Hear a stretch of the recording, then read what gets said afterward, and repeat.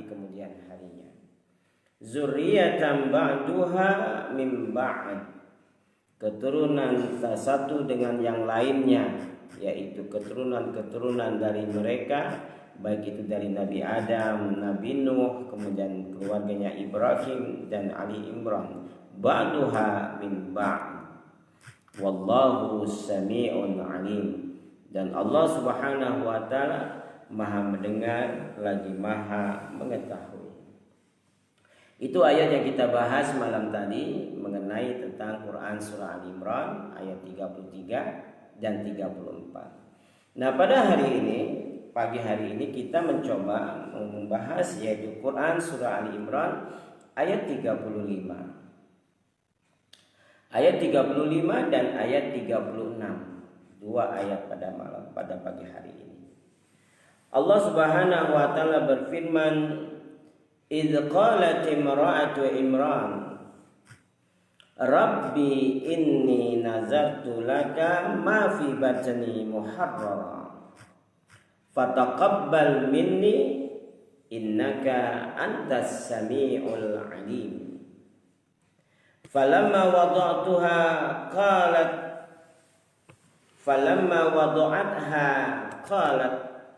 Rabbi inni wada'tuha unsa wallahu a'lamu bima wada'at wa laysa dzakaru kal unsa wa inni samaituha Maryama wa inni u'izuha bika wa zurriyataha minasyaitonir rajim. Kaum muslimin rahimani wa rahimakumullah, arti dalam Quran surah Ali Imran ayat 35 dan 36, idz qalat imra'atu Imran, dan ingatlah ketika menggunakan harfu his zaidah, satu kata tambahan di dalam ayat ini menjelaskan tentang ketika. Qalat imra'atu Imran, ketika istri Imran yang bernama Hannah bin Qazufa. Hannah ini bukan dari nama Arab, karena di Arab tidak terkenal dengan kalimat Hannah, tapi dia merupakan satu nama di zaman itu, yaitu Hannah bin Qazufa bin Khakuza, ya. Hannah ini adalah wanita Imran atau istri Imran. Imran bukanlah nabi, tapi Imran merupakan pilihan Allah Subhanahu wa taala yang selain nabi, yang menunjukkan bagaimana daripada keluarga Imran ini bisa menghasilkan keluarga yang betul-betul harus ditauladani. Maka tertulislah di dalam Quran surah Ali Imran, ya. Maka inilah inti daripada Quran surah Ali Imran.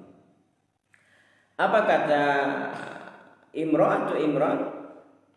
Rabbi inni nazartu laka ma fi batni muharrara fataqabbal minni innaka antas sami'ul alim.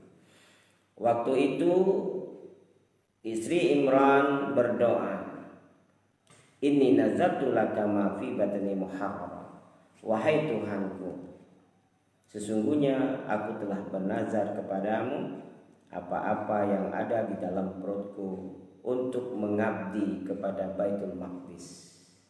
Fataqabbal minni, maka kabulkanlah doaku ini. Innaka antas sami'ul alim, sesungguhnya engkau maha mendengar dan maha mengetahui. Cerita daripada istri Imran ini, waktu itu istri Imran adalah ibu Siti Maryam alaihissalam. Namanya Hannah binti Fakuz. Muhammad Ibn Ishaq mengatakan bahwa Hannah ini sudah lama tidak hamil. Kemudian beliau melihat satu ekor burung yang mempunyai anak, sedang memberi makan anak-anaknya, burung ini. Akhirnya bini Imran ini menginginkan punya. Kemudian dia berdoa, ya, kepada Allah Subhanahu wa taala, semoga Allah menganugerahkan seorang anak kepadanya. yaitu seorang putra. Jadi keinginan Hannah bin Fabuzah ini menginginkan anak yang putra. Dia bukan menginginkan anak yang putri, tapi menginginkan anak yang putra. Dan Allah setelah itu memperkenankan doa. Ketika suaminya menggaulinya, maka hamillah. Nah, di waktu hamil tua, ketika hamilnya sudah tua, kemudian dia berdoa kepada Allah Subhanahu wa taala seperti yang ada di dalam ayat ini, yaitu Rabbi, wahai Tuhanku, inni nazartu laka ma fi batni haram. Rabbi, wahai Tuhanku, sesungguhnya aku ini nazartu, aku bernazar kepada Engkau, laka ma fi batni, apa-apa yang ada di dalam perutku, muharram, untuk menjadi seorang yang mengabdi kepada Baitul Maqdis. Ya, jadi segala sesuatunya aku korbankan dia di sana untuk menjalankan syariatmu, untuk menjalankan dakwahmu, untuk menjadi orang-orang yang bisa mengajak kepada kebenaran. Kemudian ya Allah, maka perkenankanlah doaku ini ya Allah. Sesungguhnya Engkau Maha mendengar lagi Maha mengetahui. Ya. Ini suatu persembahan yang sangat luar biasa yang diutarakan oleh seorang ibu yang sedang mengandung. Jadi kalau ibu-ibu yang sedang mengandung, maka berdoalah dengan doa yang baik untuk menjadikan anaknya sebagai berkhidmah kepada Allah Subhanahu wa taala. Jangan kita kalau anak nih kalau sudah mengandung nih, sudah kandung besar, ya Allah jadikanlah anakku seperti artis itu. Ya, ujung-ujungnya betul jadi artis, tidak jadi artis kan. Tapi betul-betul seperti doanya istri Imran. Apa doanya? Rabbi nazartu laka ma fi batni. Artinya berdoalah dengan suatu kebaikan menjadi anak kita menjadi anak yang soleh dan soleh. Ketika masih dalam kandungan seorang ibu, maka ibu berdoanya begitu. Ya Allah, jadikanlah anakku ya Allah anak yang soleh. Biar dia jadi mu'alim, dia jadi ustaz, pengembang agama ya Allah. Ya Allah, kabulkan doaku ini ya Allah. Ya, fataqabbal minni innaka antas samiul alim. Karena sesungguhnya Engkau Maha mendengar lagi Maha mengetahui. Begitu doanya. Jadi berdoalah seorang ibu itu kalau sedang mengandung anak dengan doa-doa yang baik seperti istrinya Imran ini. Nah, falamma wada'atha, setelah ketika itu beliau melahirkan seorang anak, ternyata anaknya bukan anak putra. Qalat Rabbi ini wada'tuha unsa. Wahai Tuhanku, ternyata aku melahirkan anaknya perempuan. Wada'tuha unsa, ternyata yang kulahirkan ini perempuan. Wallahu a'lamu bima wada'. Akan tetapi engkau lebih mengetahui apa yang telah lahir ini ya Allah. Jadi kadang-kadang adalah sedikit kecewa ketika berkinan punya anak laki-laki, tahu-tahu yang keluar perempuan. Tapi segala itu adalah kehendak Allah. Inilah keredoan seorang ibu ketika dia menginginkan anak perempuan atau laki-laki. Ya, ingin anak laki-laki, tahu-tahu perempuan. Ya. Jadi jangan kecewa. Jangan kecewa. Kenapa? Allah itu telah meletakkan dan maha tahu apa-apa yang dilahirkan. Jadi ketika lahir perempuan, Allah ingin yang begini. Ketika lahirnya laki-laki, Allah bukan ini. Jadi takdir Allah Subhanahu wa taala itu sangat menentukan kita. Kita cuma punya keinginan, tetapi kita tidak bisa memutuskan. Hanya Allah memutuskan. Ya, jadi ada sedikit kekecewaan pada Maryam. Falamma wada'atha, ketika dia melahirkan seorang wanita, kemudian dia mengeluh sedikit. Rabbi ini wada'tuha unsa, ternyata ya Rabbku, engkau lahirkan anakku ini perempuan, unsa. Wallahu a'lamu bima wada'a, tetapi Hannah ini tidak putus asa. Dia tetap menyatakan bahwa Allah mengetahui apa yang telah lahir itu. Jadi tidak mandang ini laki ya sama. Padahal sebenarnya walaisa zakaru kal unsa. Kan kata Hana sebenarnya memang laki-laki tidak seperti wanita. Dan Allah pun telah memberikan kekuatan bagi laki-laki dibandingkan wanita 2 kali lipat. Ar-rijaluna qawwamun warijal qawwamuna 'alan nisa. Laki-laki itu lebih di atasnya wanita dalam segi apapun, dalam segi mencari nafkah, dalam segi segala sesuatunya. Nah, di sini walaisa zakaru kal unsa. Memang anak laki-laki tidaklah seperti anak perempuan.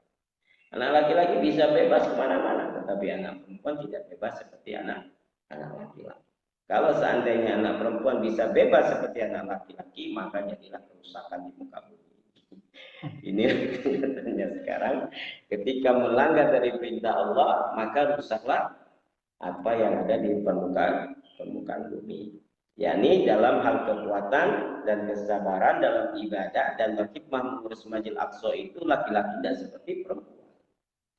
Ya, kalau laki-laki bisa berkhidmah dengan sangat luar biasa di Masjidil Aqsa itu, tetapi perempuan tidak seperti itu. Nah inilah, karena perempuan ada masa haidnya, ada masa nifasnya, kan. Tapi kalau laki-laki tidak. Setiap saat dia jadi pemimpin, nggak pakai berhenti kan. Mimpin sholat, aku tengah haid, tidak bisa. Tapi kalau perempuan kan, aku tengah haid, nggak sholat. Ya.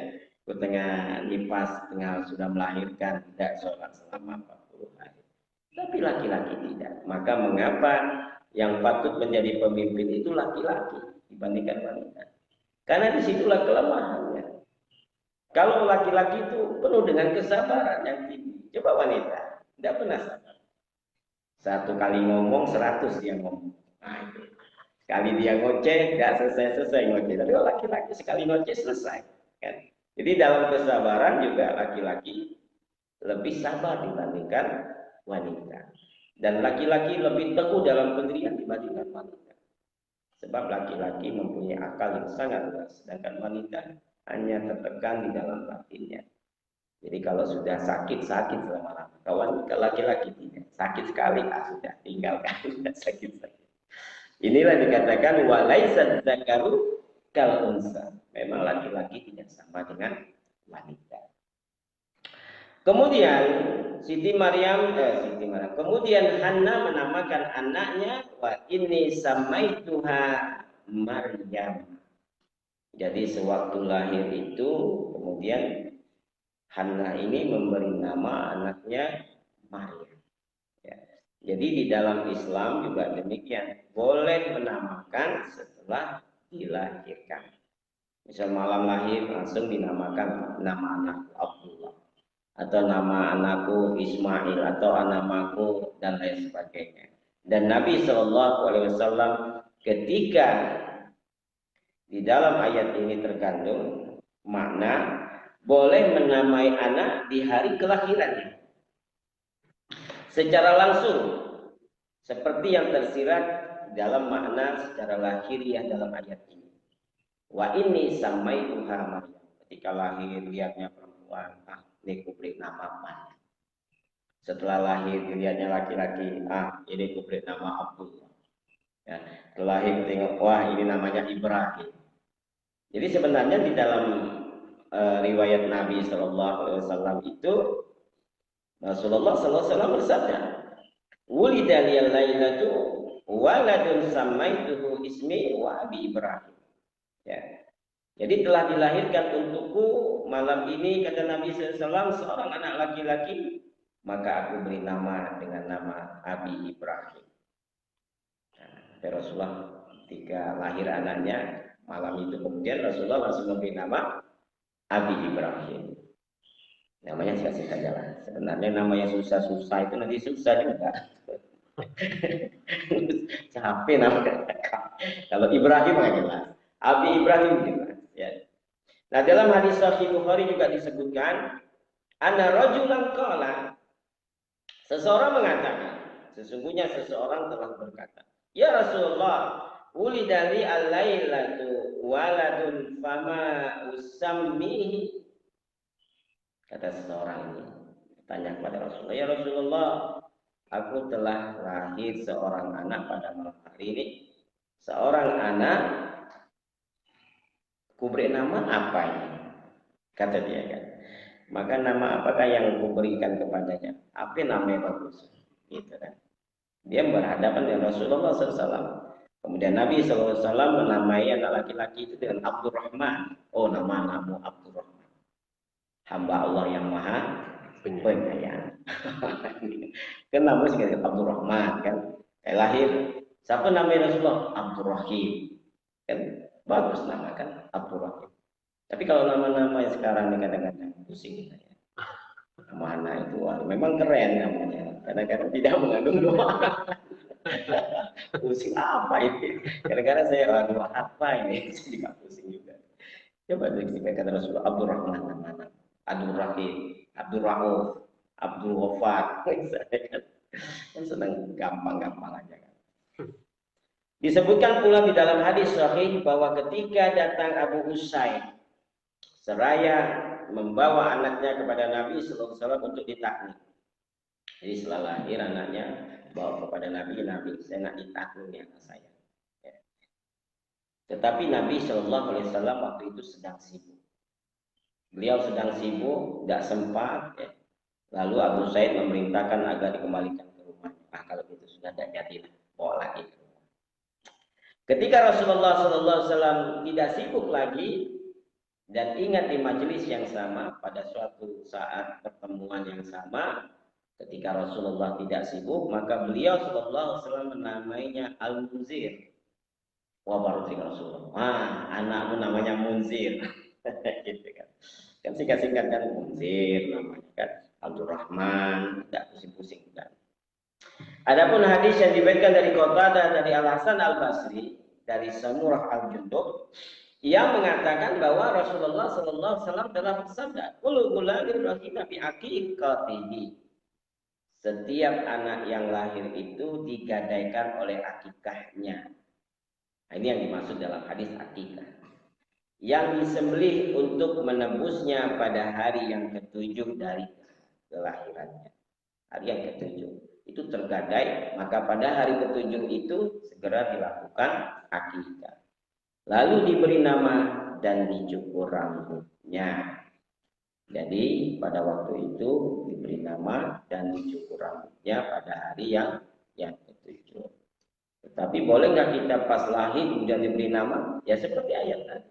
Diperbolehkan Nabi Shallallahu Alaihi Wasallam juga melakukan demikian. Para sahabat juga demikian ngagak Nabi. Malam tadi anakku lahir, apanya namanya Nabi? Sama itu maka Nabi mengatakannya namanya Ahmad, namanya Abdurrahman, namanya Abdul Rauf, bisa Abdul Rahim, namanya Abu Ibrahim dan lain sebagainya. Ya, jadi boleh. Dan pada hari ketujuh boleh juga kita menamakan anak kita pada hari ketujuh. Kemudian dicukur rambutnya, disembelih seekor kambing kalau itu perempuan dan 2 ekor kambing kalau itu laki-laki.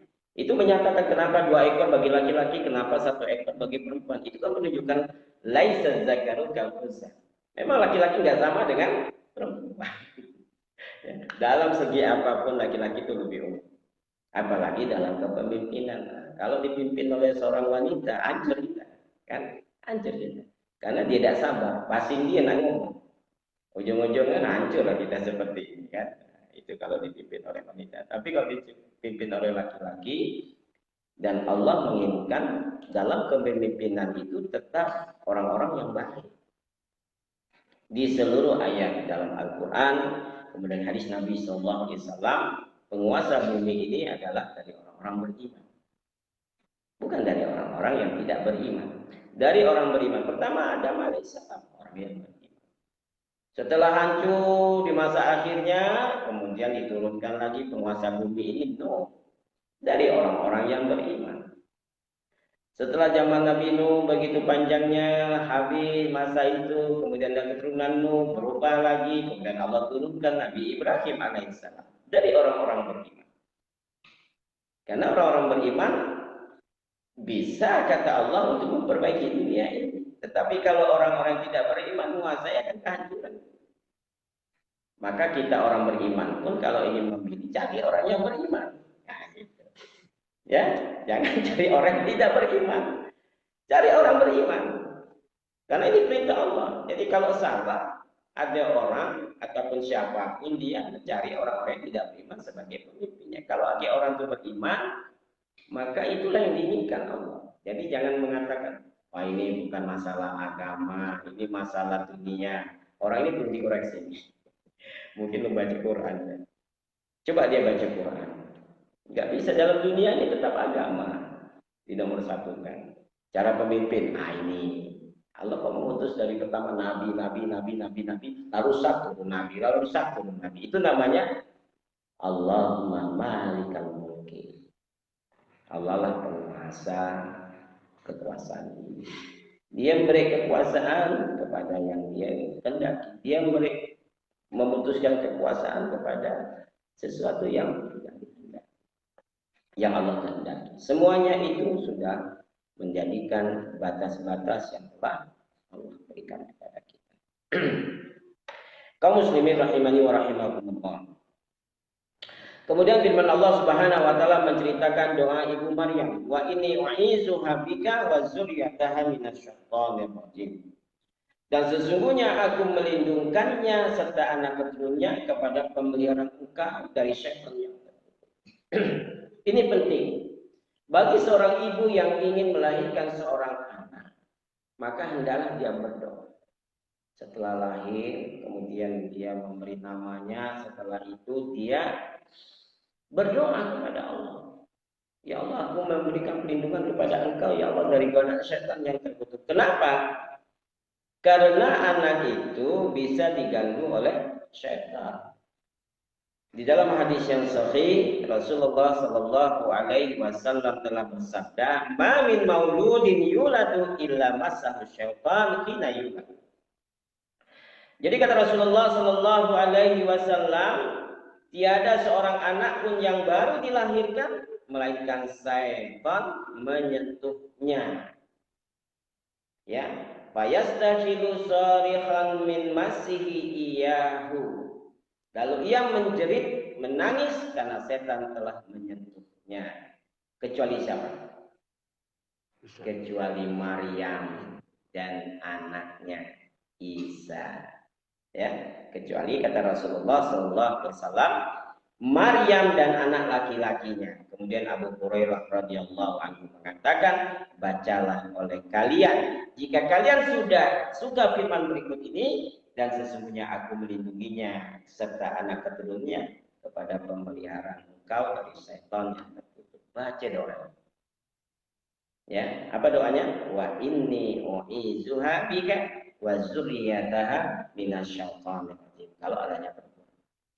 Kalau anaknya laki-laki, wa inni u'izuhu hu, pakai hu. Ganti ha menjadi hu. Sedangkan di sini adalah Maryam. Maka kata Maryam, sesungguhnya aku minta perlindungan kepada anakku yang perempuan ini. Wa dzurriyyataha, dan keturunan-keturunannya.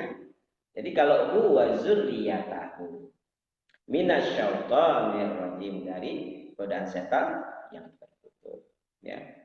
Nah, maka bacalah doa seperti yang dilakukan oleh Imran, bininya Imran ini. Jadi seorang ibu itu hendaknya berdoa. Karena apa? Karena setan itu, dia kalau pas lahir itu sampai kandungan kue itu tidak bisa habis kue, itu godaan setan.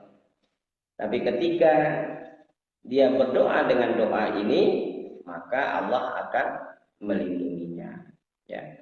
Imam Bukhari dan Imam Muslim mendengarkan pula hadis ini melalui jalur Abdul Razak dari Abu Hurairah radhiyallahu anhu dari Nabi SAW dengan lafaz yang semisal, sama dengan lafaz ini. Jadi mengambil doa ini sebagai perlindungan dari anak-anak kaum muslimin. Jadi kalau kita beritahu kepada ibu-ibu yang lahir di rumah sakit ini misalnya, berlindunglah dari Allah supaya anaknya tidak diganggu setan. Kadang-kadang nangis tidak selesai-selesai. Kadang-kadang kita dengar apa tidak selesai-selesai juga. Aduh ini anak ini kena goda setan. Ya. Dicubit sekali 2 kali dia sama setan itu. Kenapa? Karena kata Nabi sallallahu alaihi wasallam, "Ma min mauludin illa waqad asrahu syaitan asratan aw asrataini ila Isa ibni Maryam wa Maryam." Kata Nabi sallallahu alaihi wasallam bersabda, tiada seorang bayi pun melainkan setan telah mencubitnya sekali atau dua cubitan. Cubit lagi. Cubit lagi. Kecuali siapa? Kecuali Isa ibnu Maryam dan Maryam itu sendiri. Kenapa? Sudah dilindungi oleh Allah Subhanahu. Jadi kalau sudah auzubillahi minasyaitonir dengan ketauhidan yang kuat, Allah akan melindungi kita. Maka kita kalau nak pergi kemana-mana itu jangan lupa tadi perlindungan kepada Allah. Berangkat kita. Ya. Dan itulah yang diinginkan oleh Allah Subhanahu wa taala. Maka daripada itu sesungguhnya aku melindungkannya serta anak keturunannya kepada pemeliharaan engkau dari syaitan yang terkutuk. Ini Quran surah Al-Imran ayat 36. Jadi kita beritahu kepada ibu-ibu yang ingin melahirkan seorang anak, bolehlah kita berdoa ketika dalam kehamilan tua itu. Berdoa yang baik, ya, jangan berdoa nengok artis, wah Allah supaya anaknya seperti artis itu ya. Ya berdoa itu kalau tidak soleh solehah, ya Allah jadikanlah anakku seorang ustaz yang soleh atau soleh atau ustazah yang soleh. Kan berdoanya begitu. Kenapa? Itu yang menentukan nanti seorang ibu, seorang ayahnya supaya mendapat pahala daripada anaknya. Nah kemudian berlindung kepada Allah. Ya Allah, sesungguhnya aku ini memohon perlindungan anakku ini kepada Engkau ya Allah dari godaan syaitan yang terkutuk. Berdoalah dengan doa seperti itu. Nah ini yang dilakukan oleh Hannah binti Fakuza mengenai tentang bagaimana beliau istrinya Imron ini sebagai contoh. Sebagai contoh dari masa hamilnya dia sudah punya nazar, kemudian lahir, kemudian dia berdoa kepada Allah, dia memberikan namanya yang baik, kemudian dia berlindung dari anaknya dan keturunannya dari godaan syaitan yang terkutuk. Nah inilah Quran surah Ali Imran ayat 35 dan 36 mengenai tentang seharusnya contoh daripada keluarga Imran ini bisa kita ambil manfaat yang begitu besar, khususnya bagi ibu-ibu yang mau melahirkan. Ambillah ini sebagai contoh di dalam Al-Quran Al-Karim. Ya. Barakallahu fil Qur'anil Karim wa nafa'ani wa iyyakum bidzikril hakim. Subhanakallahumma bihamdi asyhadu an la ilaha illa anta astaghfiruka wa atubu ilaik. Assalamualaikum warahmatullahi wabarakatuh. Assalamualaikum warahmatullahi wabarakatuh.